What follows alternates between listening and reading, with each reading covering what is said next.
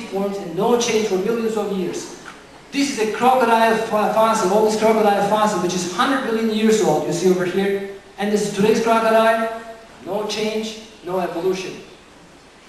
And this is a spider fossil which was found recently in China. This is the oldest spider fossil we have, 160 million years old, exactly the same today's spiders.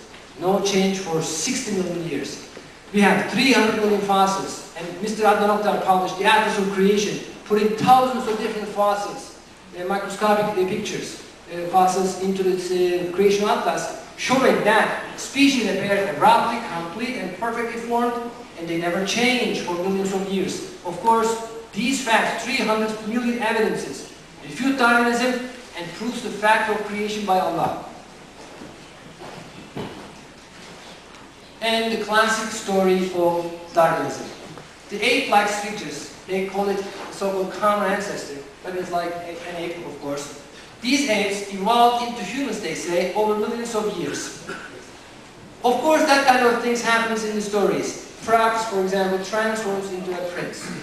However, if this is done under the name of science, then we have to respond to that. They claim Australopithecus, which means southern ape, evolved into a humans over millions of years. In about 4 million years, they say. Two famous anatomists. Their names are Sir Zali Zuckerman from United Kingdom and Professor Charles Oxford from United States. They paid by British government for 15 years to do research on Australopithecus and find out if Australopithecus could be the ancestor of man. You know what happened? After 15 years of research, they decided Australopithecus is just an ape. And humans are human. There is nothing in between. And many scientific evidence confirms this fact. For example, the semicircular canal comparisons of humans and the apes, and the impossibility of a compound walking between bipedal and tetrapod walking. They all have been shown. There is nothing in between. Allah created apes as apes, humans as humans. And that kind of beings, they never lived in the past. And let me give you some example from the literature. This is from the literature. Darwinists claim the Neanderthal man is to be the ancestor of man in 1856. In 1960 they apologized. They said, no, this is just a different human race, extinct human race. They said Piltdown man is the ancestor of man in 1912. They apologized in 1953, and I will go into the Piltdown man because this is a scandal in the history of science. They said, no, Hesperopithecus is the ancestor of man. They apologized. They said Zinjanthropus is the ancestor of man. They apologized, and they were taken out from the literature. They said, no, Ramapithecus is the ancestor of man. And they put Ramapithecus into the front cover of the Time magazine. You know what they said in the Time magazine? If Ramapithecus is not the ancestor of man, then we do not have any ancestor of man. What happened? In 1979 they apologized again. They said, this is just an ape. It is not the ancestor of man.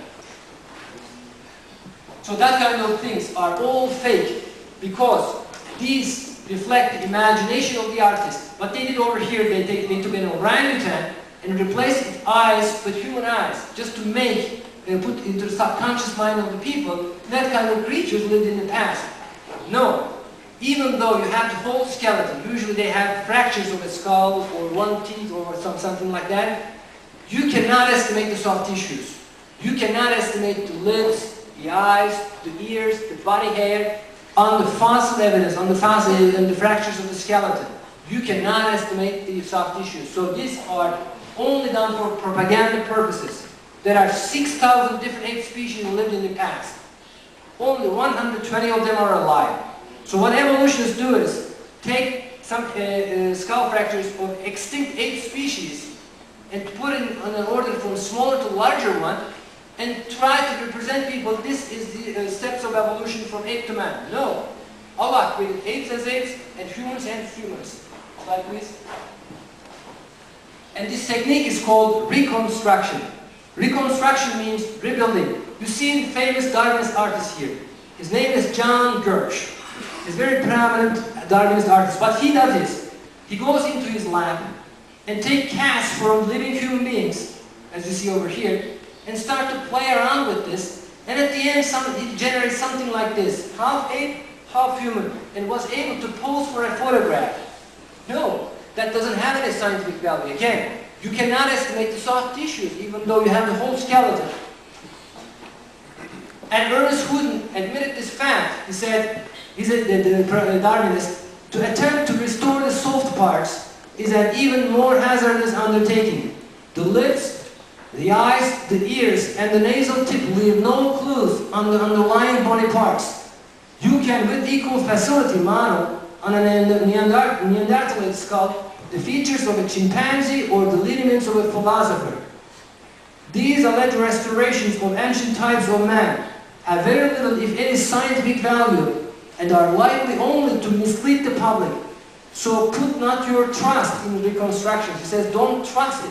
All these illustrations that you see in the media, in the newspapers, on the TVs, or in the scientific journals, don't trust it, he says, because you cannot estimate the soft tissues. Another very good example from the literature. These are all fake, you see over here.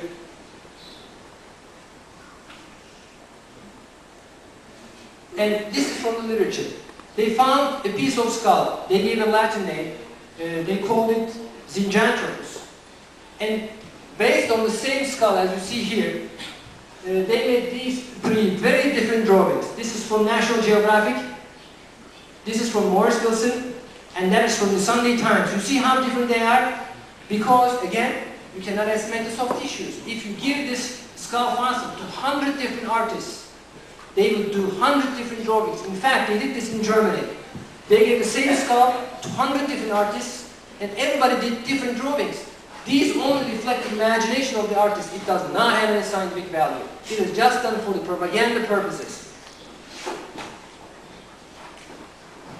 And they found a single tooth in Nebraska, United States. And they gave a name to this. They called it Nebraska Man. They said this belongs to the ancestor of man. And based on this tooth, and they gave also a Latin name, Hesperapithecus heralpucae, they said, based on the single tooth, they made all these illustrations in the scientific journals. His wife, his children, the environment they lived in, his family, based on a single tooth. You know what happened after that? They found the rest of the skeleton. And it turned out these tooths belonged to a wild pig, and they apologized again.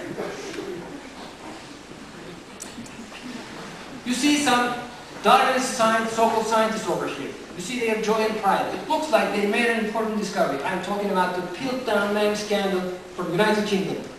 These people, they claim to have found the skull which is 500,000 years old and belongs to the ancestor of man. And they gave a name, of course, Piltdown Man. And this skull was placed into the British Museum in London for more than 40 years. Displayed in the British Museum as the ancestor of man, Piltdown Man. But it turned out, a scientist has done an experiment on this, the new dating technique. It turned out the skull belonged to a man which has died only 500 years ago, not 500,000 years ago.